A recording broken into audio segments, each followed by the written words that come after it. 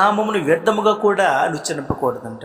అయితే ఇక్కడ మన దేవుడు ఎవరు అని అంటే సర్వమానవాళికి దేవుడు యెహోవా అని అంట. మరి క్రీస్తు ఎవరు?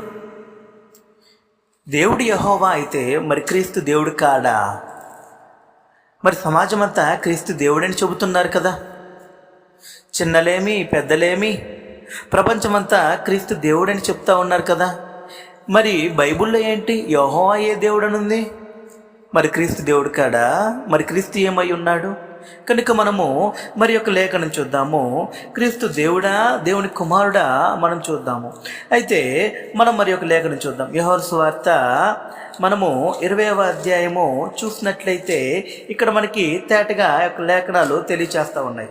యోహాను సువార్త 20వ అధ్యాయము మనము 31వ వచనం చూసినట్లయితే యేసు దేవుని కుమారుడని క్రీస్తు